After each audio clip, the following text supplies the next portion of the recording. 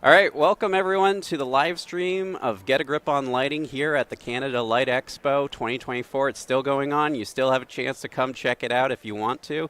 It's a really great show. I really think there's a lot here for you to learn. There's some great presentations in the conference and some really cool tables here. So please check it out if it's on your list and it's nearby, or maybe if you want to fly out for tomorrow. It's still going on through tomorrow. But anyways, I'm the co-host of the Lighting Controls podcast here, hosting this. But here I'm with Robert Valentini. Robert, do you mind just giving us a quick breakdown on who you are and what you do? Yeah, absolutely. So my name is Rob Valentini. I work at Product Care Recycling. We're actually celebrating our 30th anniversary this year. Congratulations. In Jan 1 of 2023, we started the lighting program in Ontario. And should I raise this up? Okay, sorry.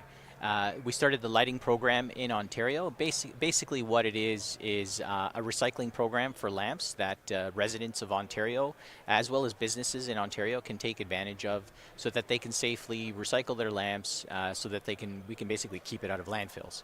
Landfill space is at a premium. So we have a lot of regulated products that we want to keep out of landfills. We want to recover those materials.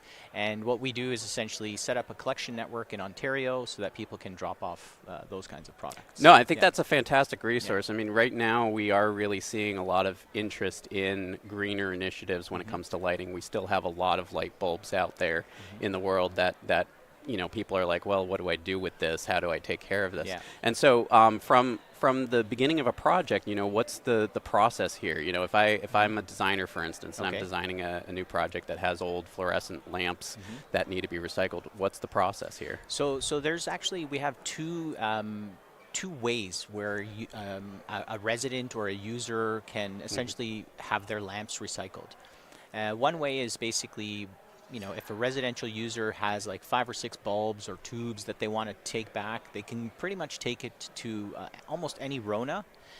You can visit our website as well and just punch in your postal code, select the material category. We also do other materials outside of lamps. You select the material category and it'll tell you all the locations nearby your neighborhood where you can drop off lamps, for example. That's great.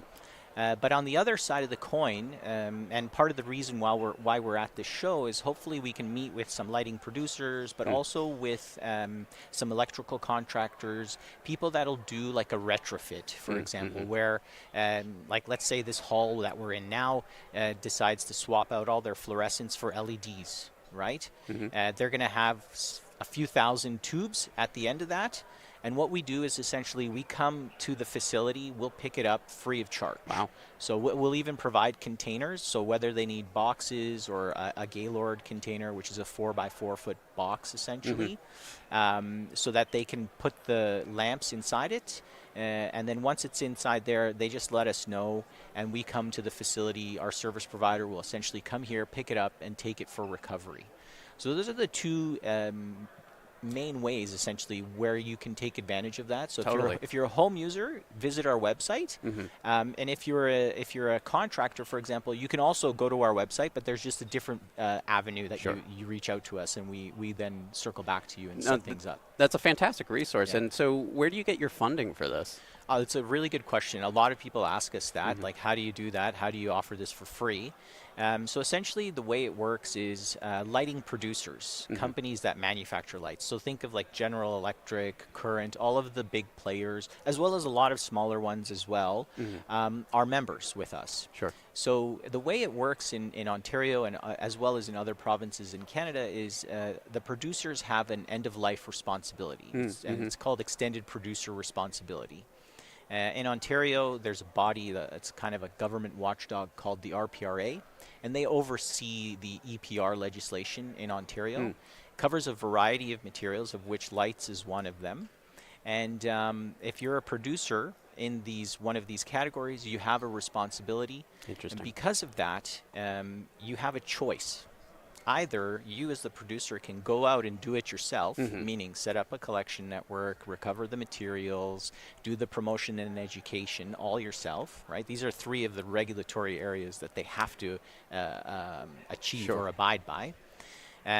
Or you work with with us, which is we're a producer responsibility organization, Mm. and we take on that responsibility for producers so that they can continue manufacturing, excellent products for you and I to use. Sure. And we do the legwork of setting up the collection network, recycling the material for them, and doing the promotion and education Well, behind that. it makes sense that they would want to work with a third party to do that, because it really is a huge responsibility, and it also kind of cuts into the labor that they can provide on the other end. If you're manufacturing a lot of light bulbs or a lot of light fixtures, you're not going to be looking at, okay, now we need to send collection groups and educate people and do all of this outreach to really support the back end. So it makes sense that they would partner with something like your company to be able to really take advantage of that resource available to them.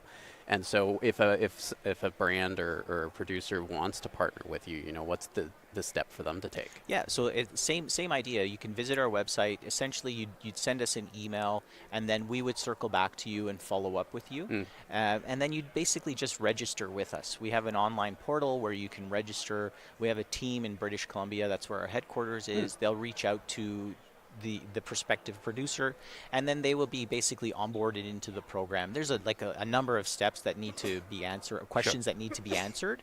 Part of it is related to which provinces in Canada you may or may not have an obligation in.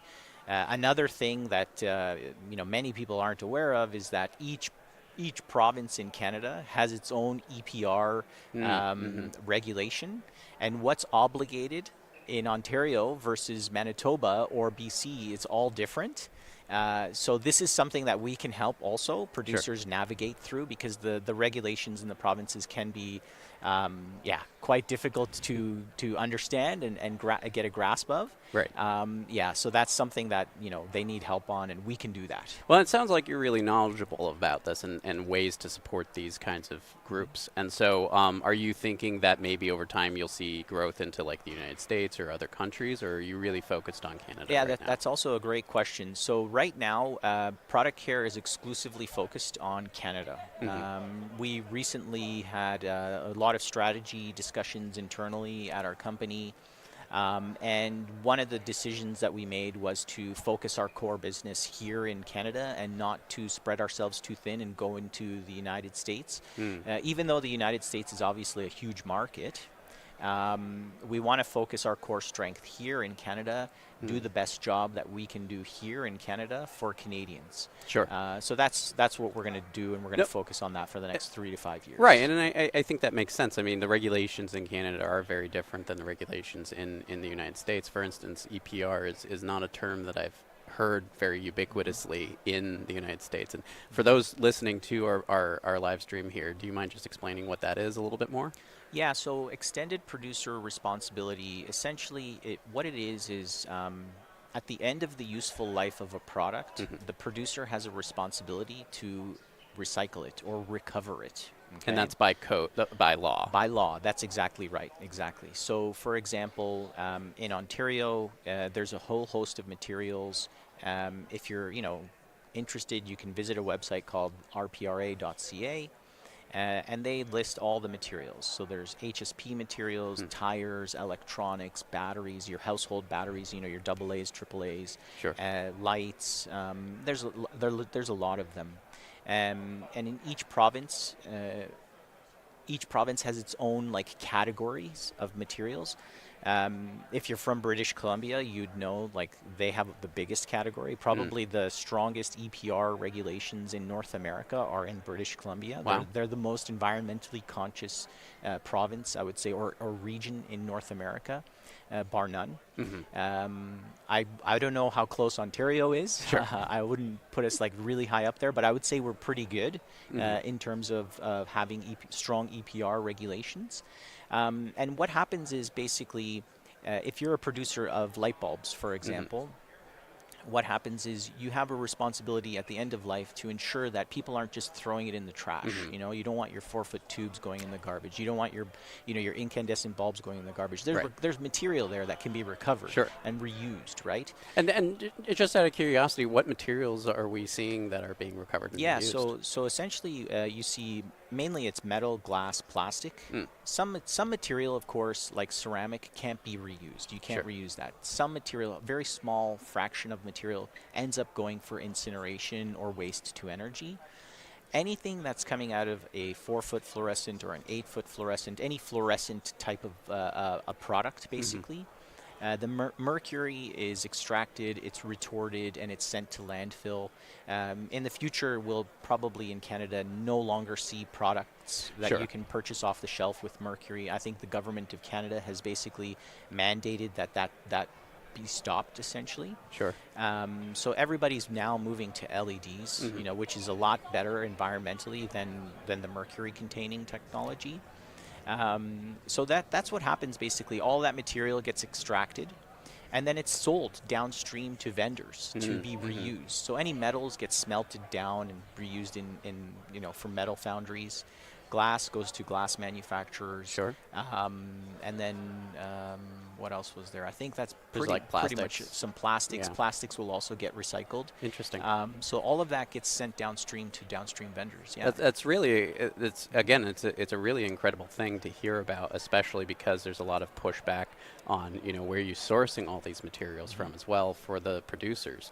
So it's nice to know that there's laws requiring this kind of care towards the end of a life, and it would be nice to see. I know this isn't under your listing right now, but maybe someday in the future we'll see that with luminaires in general, because eventually we are going to need to replace the entire fixture, the entire driver, all that stuff. Yeah, so another good topic you just brought up is that earlier I mentioned how each province has its own regulation, meaning and what it captures, what the scope is under lighting, for example.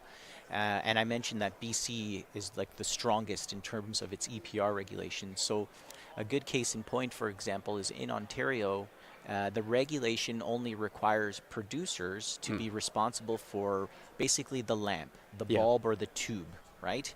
Whereas in BC, it includes the whole fixture. Wow. In addition to the ballast, right? So it's a lot more Yeah. all-encompassing. So there's more responsibility placed on a producer in BC than, for example, Ontario. But then if you compare that to, for example, Manitoba, it's just the mercury-containing bulbs, for example. So they don't require LEDs to be recovered, right?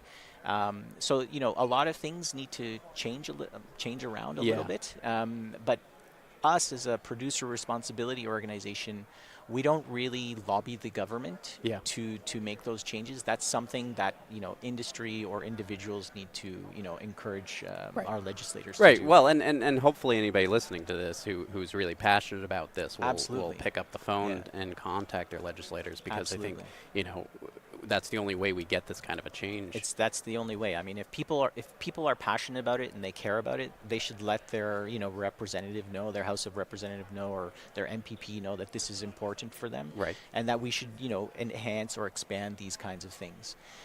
We represent the producers, so we have to act on their behalf, right? So that's how our relationship is structured. Totally, and yeah, I mean, it would be a weird dynamic for you to then go to legislators and say, hey, how about we increase these laws? Because then it's like, there's something weird going on there. we kind of have to be a little neutral in the field that we work in. Again, what you're doing, you're just kind of filling in a role that needs to be filled in. I mean, a lot of producers don't really have the resources to be able to do this end of life. That's exactly support. Right. So yeah, so, there's a lot of companies, whether you're small or large. It's the task that you would be faced with. For example, like, hypothetically speaking, Webster, if you said next week, I want to produce lamps and sell them in Ontario, you would then have a responsibility with the government to recover that material. Now, you would have to then take on setting up roughly 1,000 collection sites in the province of Ontario. That number is probably going to increase at the next census, right? The next census, when our numbers are going to increase in Ontario. You'd have to do promotion and education of your efforts. And then the material that you recover has to be sent to an approved facility, a government-approved facility, right? So it can't just be anyone, right? I kind of wish we had this for just general plastics. This is also becoming regulated. Is it? I'm not an expert in that Yeah. area, but this is also being covered by the Wow. RPRA as well. That's So great. that's something you might want to do a little bit of further digging on. Yeah, I'm not totally. an expert in that No, one, no, no. but But I there's a mean, whole 2-hour conversation I you feel can like I have on keep open that. up my phone, and every now and then there's a news article about microplastics invading another part of my body Yeah, or something. I've read So- that too. Yeah, I've seen But that I too. mean, so I mean, yeah, a producer would otherwise have to support all of that stuff. Exactly, and if you think of the cost, right? The cost of doing that. Now you're one producer. Now Right. imagine if, there were 50 Websters doing the exact same Right. thing. You'd have 50 collection networks. Yeah. Does Ontario really need that? No. Probably not. 900 collection sites is enough. One company can do that, right? One or two companies can do that.